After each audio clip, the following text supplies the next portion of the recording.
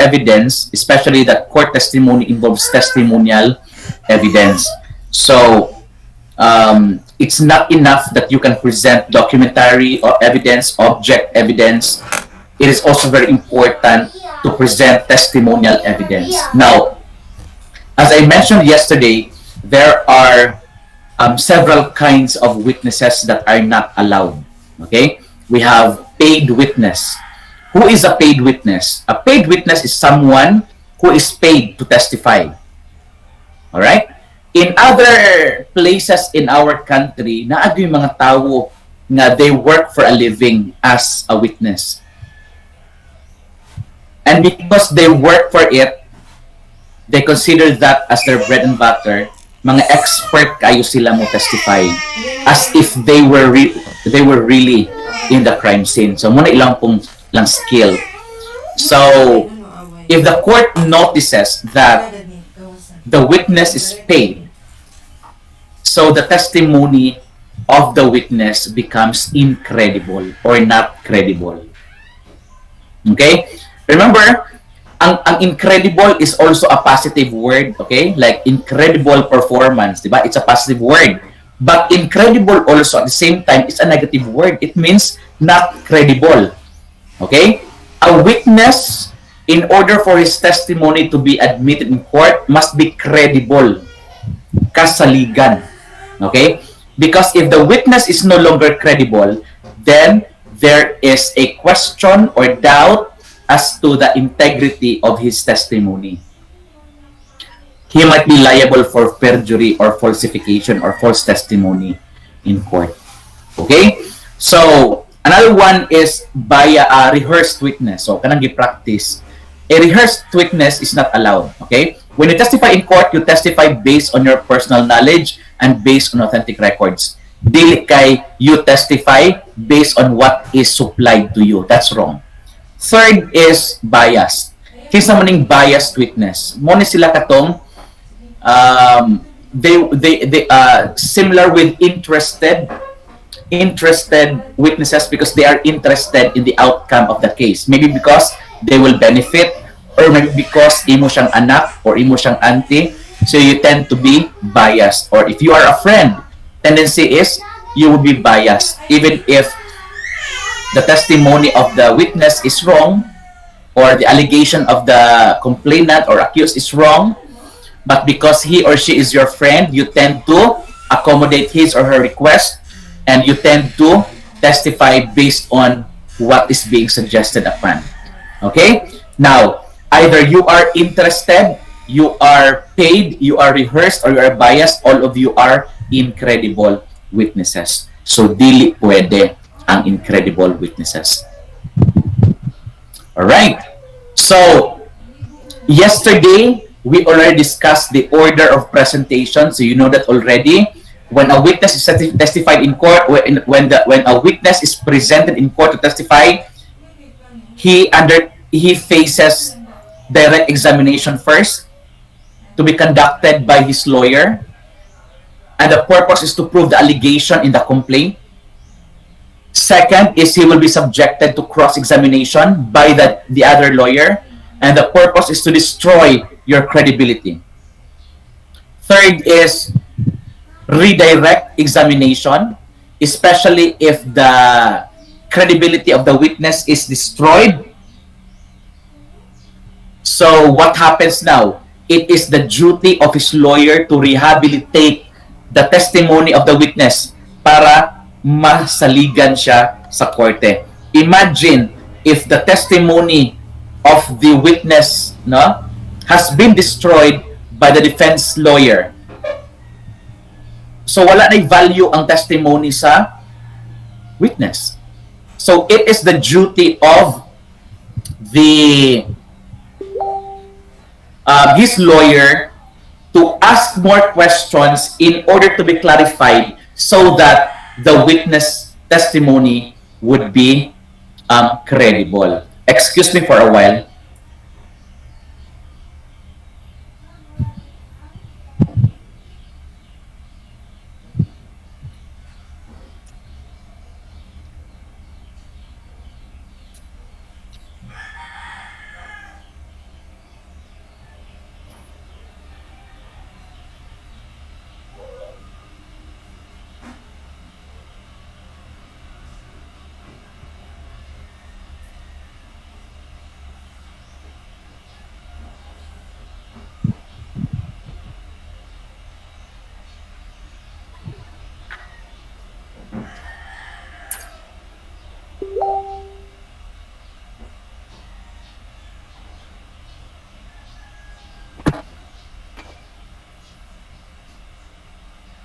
Okay, so going back,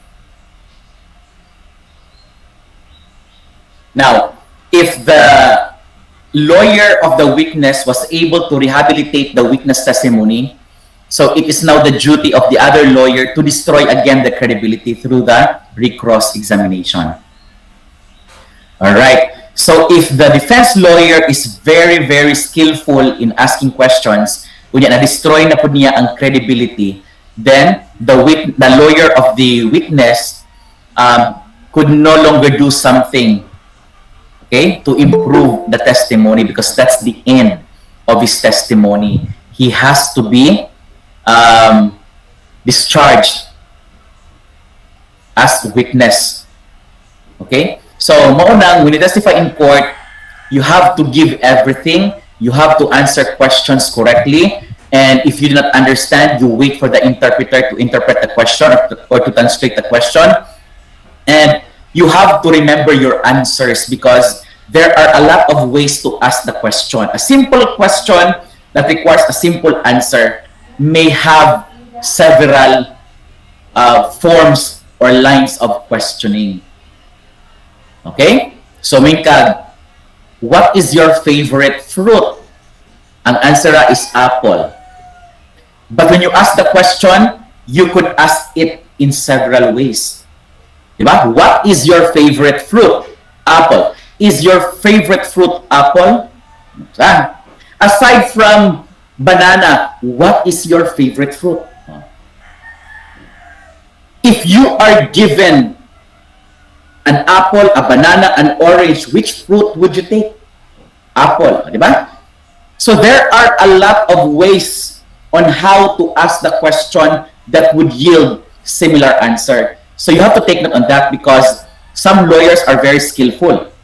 They know how to twist the question so that the witness would be having difficulty in grasping as to what was the real question. And with that, the witness would be able to give another answer. So once the witness gives another answer, tendency is his testimony would no longer be consistent. All right? Now, there are different criteria to consider if a witness is a good witness. Okay? We mentioned about credible. He must be credible. He must be straightforward in answering. He must be spontaneous. Okay? And he must be consistent. Unsa man ang consistent? Bisag unsaon kag bali-balik pangutana, your answer is the same. Alright? Whether you are subjected for direct, cross, redirect, recross, your answer is always the same. That is being consistent. And that is also an indication that you are telling the truth. Because if you are not telling the truth, tendency is ang imong testimony would not be consistent. Now, what is credible? Of course, you know that. Kasaligan imong testimony. Third is spontaneous. Dapat diretso-diretso imong tubag. Dili kay during the direct examination, spontaneous ang imong answer because you were rehearsed by the lawyer, but during the cross-examination, nagkunga-kunga na. So you are no longer spontaneous. Straightforward, direct to the point. Okay? And the fifth is frank. You must be frank with your answer, because when you are frank in your answer, it shows conviction. Okay? And once conviction is shown in your answer, tendency is chances that you're telling the truth is high. But it's not at all times class nga abi kay credible ka, straightforward ka, frank, spontaneous. Okay? 100% truth ang imong gistorya. Because as I mentioned a while ago, there are actors and actresses who are skillful in testifying. Okay, muhilak-hilak pa na as if they are victims. Okay? So, that's it. So, after all the witnesses are presented, then it's the turn of the accused to present its witnesses. The same, the accused presents the first witness, so the defense lawyer will conduct the direct examination. So what is the purpose of the direct examination for the defense? It's to prove the defense of denial or alibi that he did not commit a crime as charged. Then he will be subjected to cross-examination. What's my purpose of cross-examination for the defense? It is still to destroy the credibility of the witness. Then redirect to regain the credibility and recross to destroy again the credibility.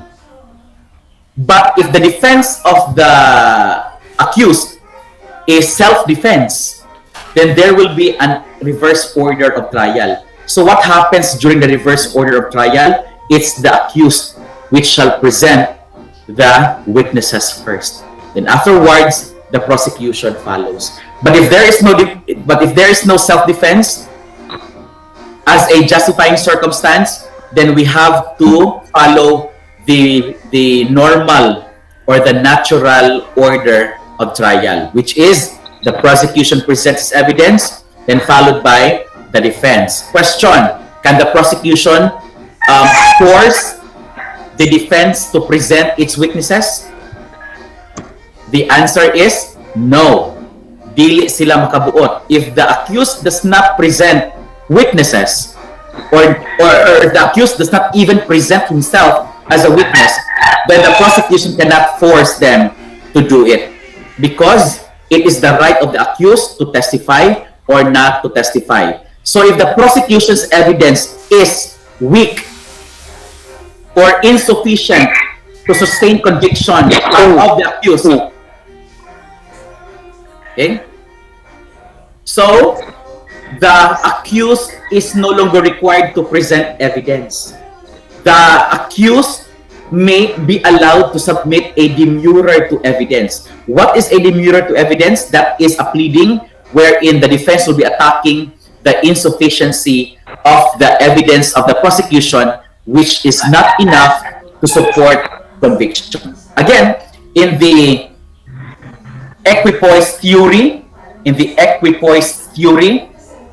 if the inculpatory evidence balances with the exculpatory evidence, the court has no means, the court should acquit the accused. All right? This is in line with the principle that we discussed yesterday, that it's better to commit mistake in acquitting a guilty person than committing a mistake in convicting an innocent one. Or it is all right to see thousands of criminals roaming around than to see one innocent person in jail. So mo na siya basis ana. Mo nang if the inculpatory evidence balances with exculpatory evidence, the court should acquit the accused. What is inculpatory evidence? Inculpatory evidence is